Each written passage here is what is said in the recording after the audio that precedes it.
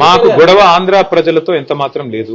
ఆంధ్రాలో ఉండేది కూడా రైతులే, ఆంధ్రాలో ఉండేది కూడా ప్రజలే. వాళ్ళ మంచి కోరుకునే వాళ్ళని తప్ప వాళ్ళు చెడు కోరుకోం. కానీ మేమేమంటున్నాం, తెలంగాణలో ప్రవహించే సింహభాగం ప్రవహించే గోదావరిలో కానీ కృష్ణలో కానీ మా హక్కు తేల్చండి అని కేంద్రాన్ని అడుగుతున్నాం. తప్పేముంది?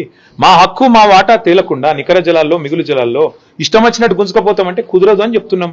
మరి మీరు చెప్పే స్ఫూర్తి కరెక్ట్ అయితే మరి కాళేశ్వరం కట్టినప్పుడు అడ్డుకున్నది ఎవరు? చంద్రబాబు నాయుడు కాదా? ఉత్తరాలు రాసింది ఎవరు? ఇదే ఆదిత్యనాథ్ దాస్ కాదా? ఉత్తరాలు రాసి కేంద్ర ప్రభుత్వంలో మీ పలుకుబడిని ఉపయోగించి మా ప్రాజెక్టులను అడ్డుకునే ప్రయత్నం చేయలేదా? మేము అడ్డుకుంటలేం. మేమేమంటున్నాం ఇవాళ? స్పష్టంగా మా వాటా తెలుసండి. రేవంత్ రెడ్డి అబ్బసొత్తు తాత జాగీర్ కాదు గోదావరి నీళ్లు.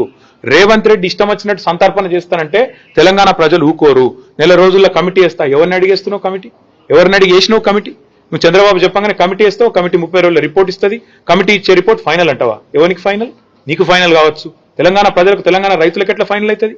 నీకు అంతగానం ఉంటే నీ ఇంటి నీ ఇల్లు అమ్మి చంద్రబాబుకు విగ్రహం కట్టు, మేము వద్దంటలేం.